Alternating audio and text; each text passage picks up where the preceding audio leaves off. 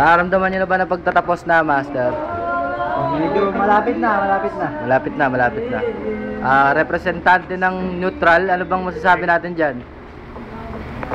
Oh, hindi tayo napapansin ni Master. Ito. Ganda laban, Master. Hindi. Gandang laban. Very close. Ay, dito. Very close. O, tama na. Masyado ka expose. Malit lang ano ko ah. Hindi naman yung laban yan eh. Mali, Master. Pero wala akong may nasasabi. Mali. Ano bang ating opinion ukol sa panlalaro? Medyo mali yung pwesto sana ng ano, pero Okay. Tama. wala tayong magagawa eh. Taas mo, no coaching eh. No coaching. Mga Nor, time check. Tunay! May time check pa. Ayan po, nag-iisip si Peter, si Egetarius kung saan pupunta.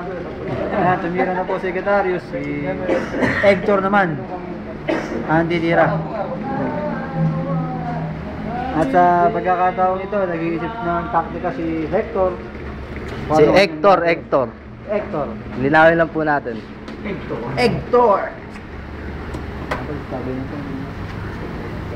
Time check. Napaisip bigla si Ben. Kasi Apollo sa position.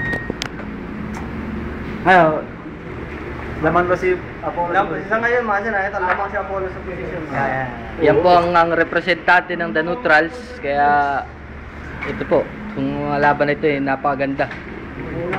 Ang matalo ay habang buhay ha. Habang buhay. Isang buwan. Habang buhay.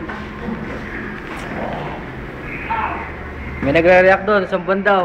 Ano mo Isang linggo lang o isang buhay, huwag na makakabuhay. Hindi, habang buhay yun. Habang buhay ba? Nakalagay sa rules yun, oh.